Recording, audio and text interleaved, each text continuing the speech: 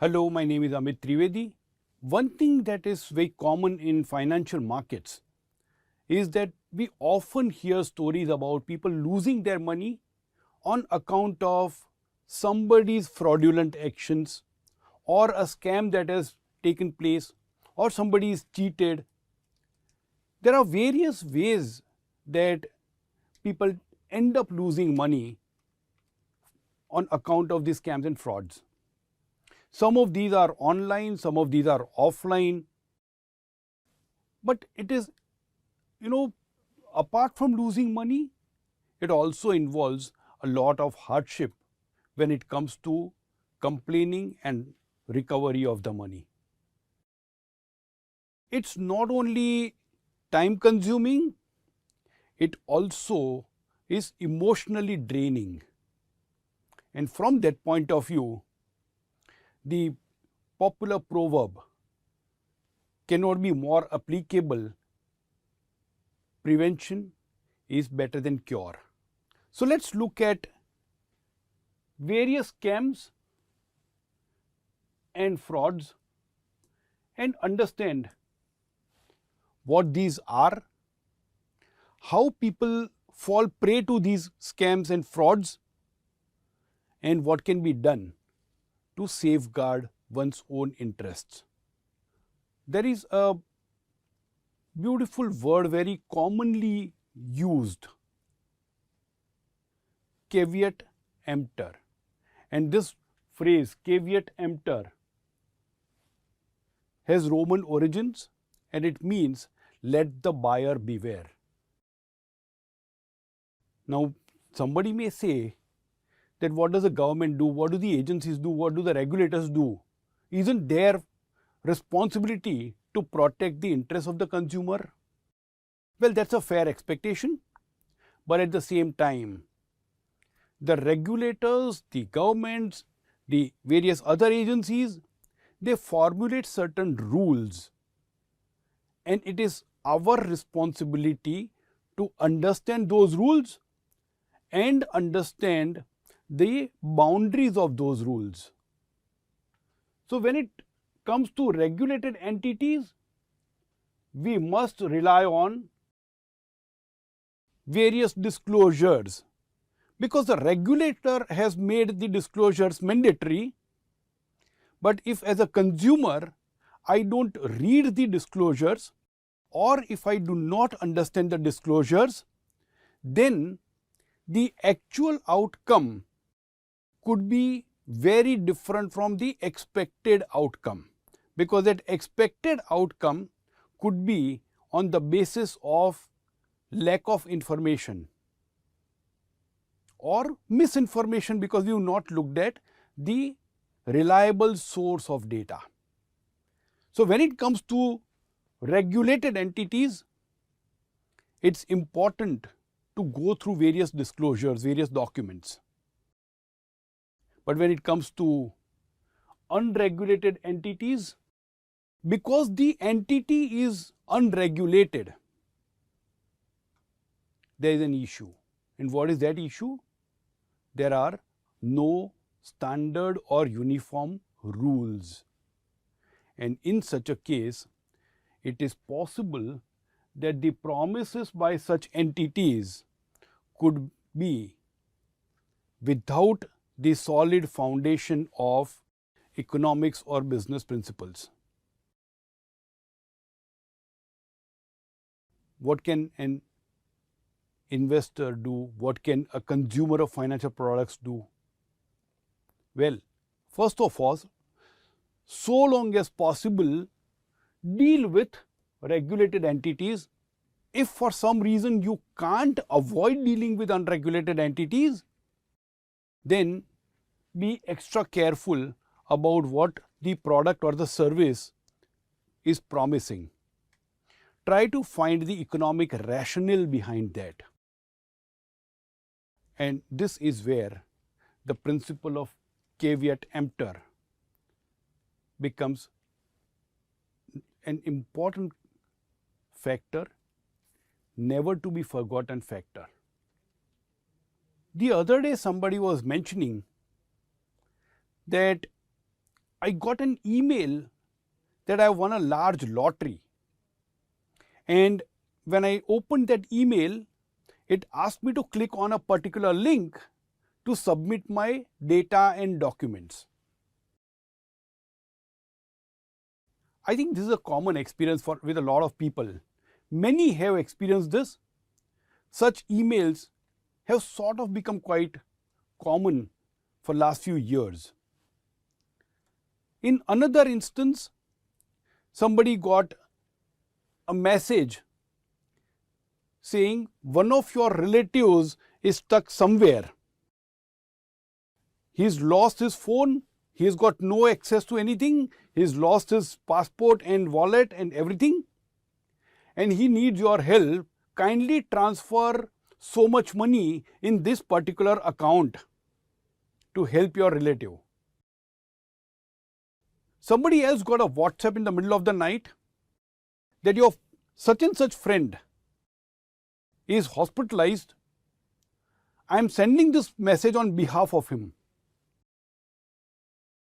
There are people who impersonate someone on the social media sites, and after impersonating, they connect with the friends of that person in various ways and then ask for money. Well, all these are examples where somebody is trying to play a trick to lighten somebody else's wallet. These are fraudulent cases. And that's where somebody says social media and online are the hacker's paradise. And one needs to trade very carefully. In today's time, you can't avoid being on social media, you can't avoid using the internet. Emails, messages, phone calls are a common thing. You just can't avoid these channels of communications.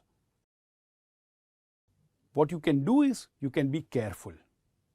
And in order to be careful, it's important to understand a few things. And that is what brings us to the idea of various tricks and strategies or tactics that these hackers use, the scamsters use. Three popular approaches that they use. One is called phishing, second is hacking, and third is scamming. Let's see what these three are. So first of all, phishing. First of all, it's a fraudulent practice. In most cases, they use emails. And these emails appear to be coming from a reputable company so that the recipient of the email tends to trust the email message. And in this email message, then they induce the individuals to reveal personal information, or through a link, they ask for transfer of money or putting information. And this is precisely where one of the examples that we used. You might have received emails appearing to be coming from a government agency of a foreign country, suggesting that you won so much money or there is so much money to be transferred in your account.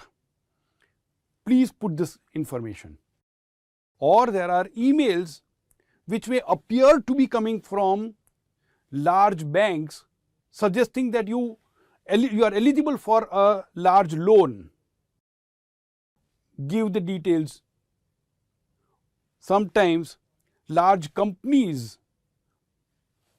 their names are used by these scamsters to offer jobs to people. And for those jobs, people are asked to pay money first. All these are part of phishing. The second one is hacking. Now, this is like breaking into somebody's house.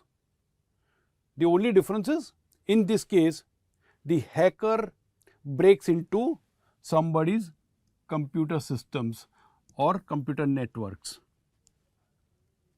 For this purpose, one of the most common ways they enter into somebody's system is by using what they call the bugs. And these bugs are nothing but software programs. Using these software programs, they enter somebody's computer and then hack their data. This is another one. And the third is scamming. And this scamming is all about scamming people through a fraudulent scheme. And this fraudulent scheme would actually do something very common. They will look at innocent people, but there will be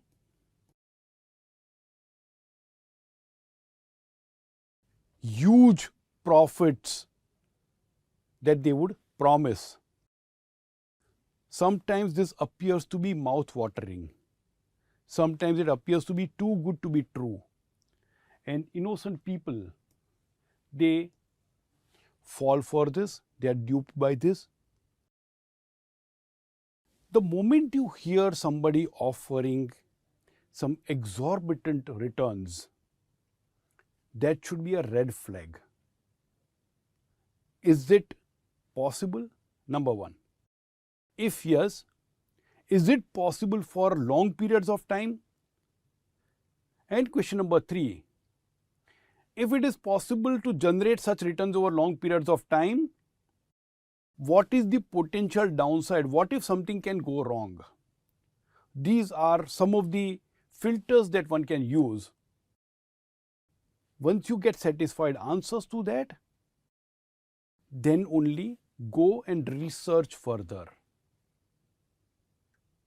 At this stage, it might be prudent to take help of professionals in the field. And by professionals, I mean that professional must be a regulated entity. So, all the three tactics that we've talked about are some of the examples. Various other means also may be used. Let's come back to the hackers. What kind of data are the hackers interested in? And we put a list of items. The income tax permanent account number, popularly known as PAN. And as you know, PAN is mandatory for all financial transactions. Beyond a certain amount, if there are transactions for purchases, etc., there also PAN becomes mandatory. And once that number is known to another entity, a fraudulent or entity or a scamster, there is a potential to misuse that information by quoting the PAN somewhere.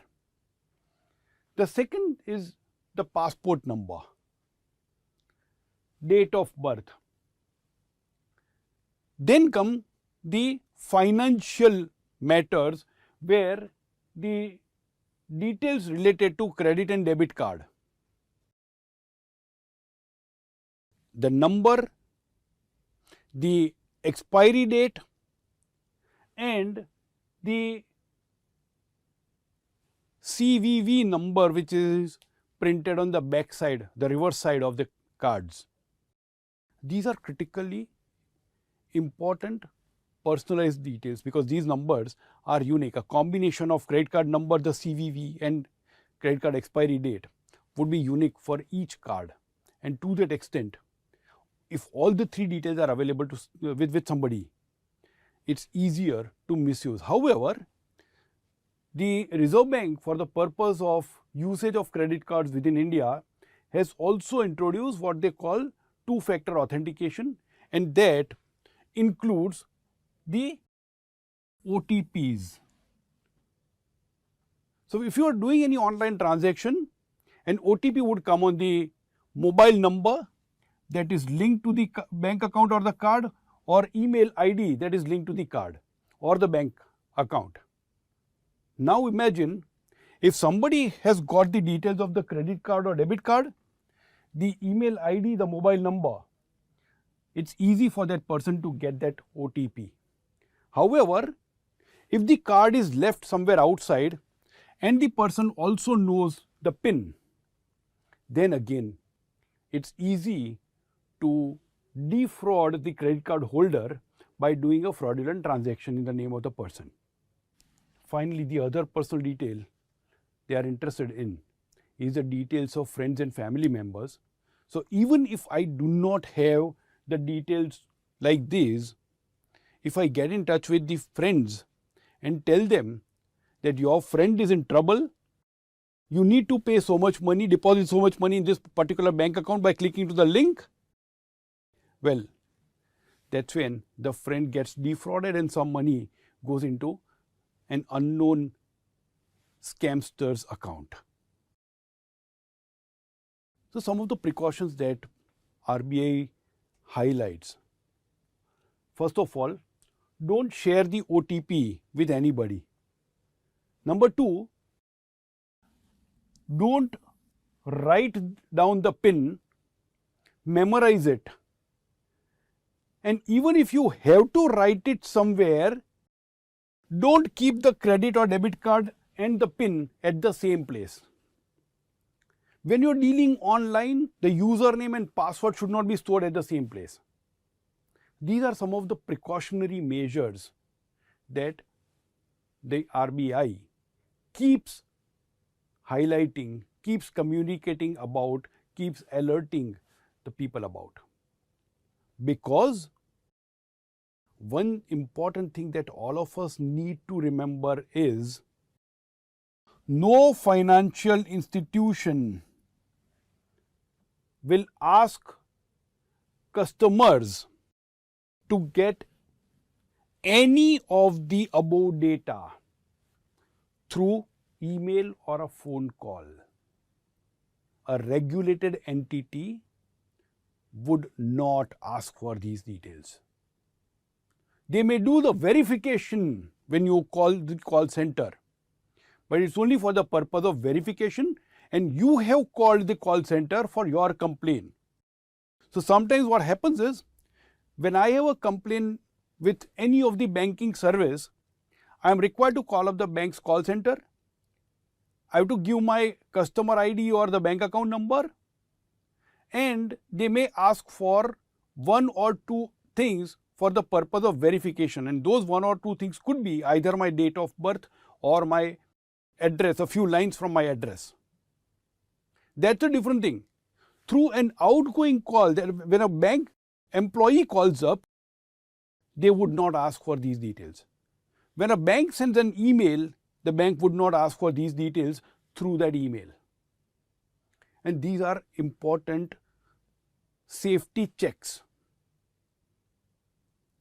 What does it mean? It also means that anybody, any caller calling you, any email that somebody has sent you asking for these details, don't furnish the detail on that phone or reply to that email. If the caller says that he or she is calling from your bank, if you want to listen to that caller, that's okay, listen to that caller. You are not supposed to answer. You are not under any obligation to answer. Take down the details, call your bank, the branch manager, relationship manager, operations manager, whoever you are in touch with, and verify. Ditto for your stockbroker, your mutual fund agent, mutual fund distributor, insurance agent, your loan service provider, whatever financial services that you are availing. Take down the details when somebody calls up. Then the number that you have in your database, in your diary, on your phone, call back to the person that you know, the branch that you know, and confirm. Till then, don't do a financial transaction, don't reveal personal data. The hackers use multiple channels to access your data. And these multiple channels are, we already talked about this. They may ask for some data through email and similarly through phone calls. That part we've covered. But there are other means for them to access that data. Whenever there is any free service available through internet, you may be required to register. Be extra careful unless you know the entity well. Do not divulge certain sensitive information. For example, if I am going to my bank to apply for a loan, I would type the bank website address myself in the browser and go there. It may not be appropriate to just go to any website, download something and give your personal details. Now, when I say personal details, name, phone number, email ID might be required for most of these things, but nobody would ask for your credit card number, bank details, unless you are subscribing to certain services, and those certain services should be known to you. When you download certain softwares, primarily free softwares, two things can happen. Either you are required to register or they may insert a bug along with that software. Once again, be careful about which software you are downloading. If the company behind the software is not known and you need to download that on your machine, be it a laptop, a computer, a mobile phone, you are actually vulnerable if that device, mobile phone, laptop or computer also has stored some critical personal information. So, you are running that risk. Understand that risk. If you want to avoid that, you can avoid that. If you want to use better security measures like the firewall and virus protection software, do that. When you are using public Wi-Fi devices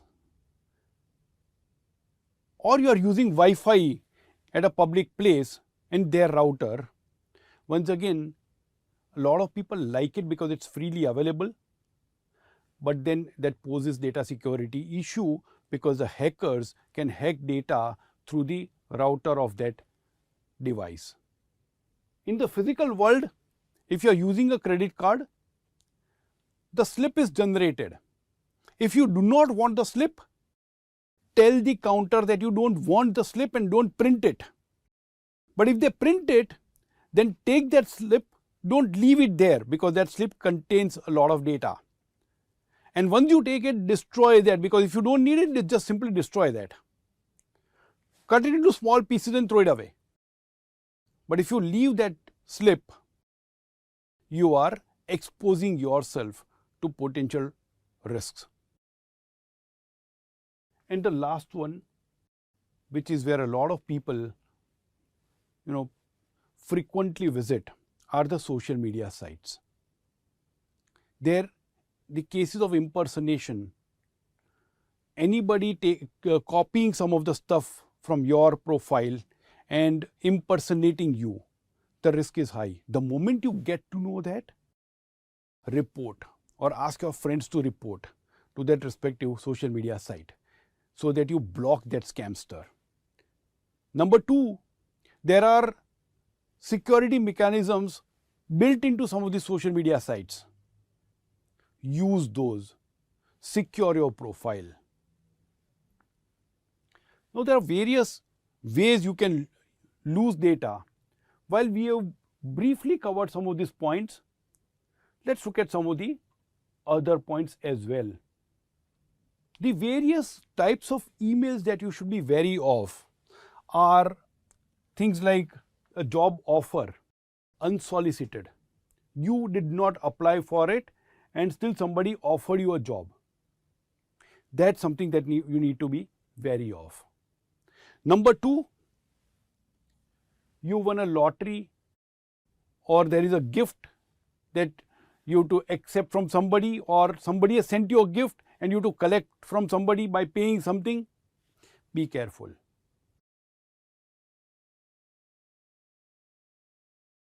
Gift appeals to the positive side of the emotion that you are getting something for free. Job appeals to the same positive side, you are getting a good job.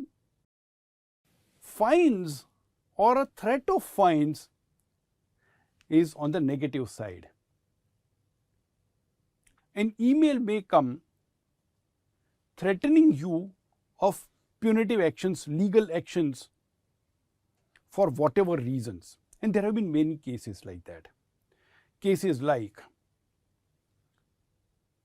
so much tax is due and you not paid if you don't deposit this amount in so many days. Example number 2, somebody has sent you a shipment and that shipment contains some objectionable goods. So you have to deposit this amount and then come and meet such and such whatever person, visit such and such office. All these things are threatening you to take an action. While tax payment is one part, the notification about tax refund is another one. Now let's understand that Income Tax Department or the Central Board of Direct Taxes, whenever an income tax refund is payable to you, they would send the alert through an email. But that's just a notification. They don't ask you to take any action because the refund would be directly sent to you either through a check to your address or direct credit in your bank account that you mentioned in your income tax return. Income Tax Department would not say that now give your details clicking on this link. There are cases of lottery winning, delivery of some goods that did not reach and it is returned, now you collect it and pay some money, or there is a complaint letter. Emails could be in any of these forms. Whenever you are signing up for free services offered by a website, one of the popular saying goes, if something is free, you are the product. While many genuine businesses have used this free offers to acquire customers in a legitimate manner, the fraudsters have really taken to a different level altogether. Distinguishing between a fraudster and a genuine player is also then our responsibility. Don't give information that may cause losses to you. Things like credit card number, bank details, PAN number, these are personal and confidential items. As we said, when there is an incoming call, a caller calling you, you've got to be careful. Don't divulge personal information. And as we said earlier, when you are calling the call center of your service provider, that time they may ask for verification some of the questions. But when there is an incoming call, they are not supposed to ask for any such question. If they ask, you can comfortably ignore that request. While software downloads are one thing, when you download large files like movies and music from sources that are less known, less reliable, or somebody is offering something for free, then the threat is even larger. And what is that threat? Ask yourself, why would somebody offer something to me for free? Is there a reason behind it? Is there any interest that that person has? One of the mistakes that a lot of people do is they don't cut their cards, credit cards and debit cards into pieces when they dispose them after the expiry date. Lot of people don't do it with the transaction slips either. When you leave any of these things unattended, you are leaving a trace for somebody to take an advantage of that. While your computer may have the best of the virus protection mechanisms, your computer may have a solid firewall, but when you access public Wi-Fi, the modem through which the data transfers, that modem could be vulnerable to attacks by hackers. And that's why using public Wi-Fi is a high-risk activity. If you become friends with somebody who's less known or unknown, that may be okay. But doing any financial transaction with somebody only through a website without properly verifying the identity, properly knowing that entity, could put you at a serious risk. Especially when there are requests about, I need some money, please help me. If you know the person, simply pick up the phone and call up. Verify through other sources before helping your friend that the person is genuinely in need of help. So what are the major takeaways of this session? As we said, the principle of caveat emptor is of huge importance in money matters. The buyer beware principle, and this is in spite of the presence of regulations, in spite of the presence of laws, the principle of buyer beware should not be forgotten. Let's look at a more common example in our life. While the police may be very strong in our area, there may be securities guards round the clock in our society. The neighbors are known friendly and honest. Still, when you leave your home to go out for a vacation, you would still lock your house. In precisely the same manner, while the laws of the nation are strong, the regulatory environment is very powerful, you still need to be careful in multiple ways. As somebody has brilliantly said,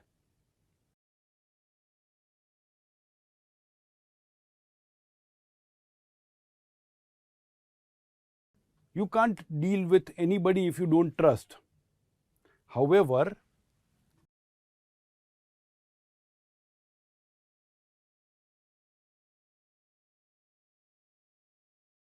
it's important to verify also. Trust, but verify. And this is the principle of caveat emptor in a nutshell. There would be disclosures, there would be enough means of establishing the credibility of the entity that you want to deal with. It just takes a little bit of effort. But that effort goes a long way in safeguarding your personal finances.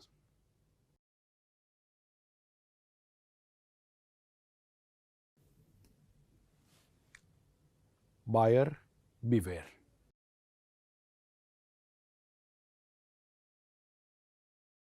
The transactions that you do online, the presence on social media are some of the things that hackers love. And why do they love? Because there are many loopholes that we may not be aware of. There could be a lot of areas where we could be a little more casual rather than careful. And when we operate in that manner, we leave the house door open for somebody to simply walk in and take whatever away. And this is in spite of very strong police force in the city, powerful security in the building, and good neighbors. In spite of that, if you leave the house open, you are running a risk. So be very careful when you are operating online. The fraudsters use these sites very commonly and very regularly to steal data. If you don't trust, don't share. Don't get lured by unreasonable offers. Don't get threatened when you think that you are not at fault. Take the help of a professional. There are, various agencies and various professionals available in multiple areas. Take their help. Financial institutions, when they call you or when they send an email or a message, they do not ask for any sensitive information through that. Even at the cost of repeating, it's important to remember this line. Through an incoming call, incoming email, incoming message, financial institutions, regulated entities, they do not ask for critical and confidential, sensitive and personal information.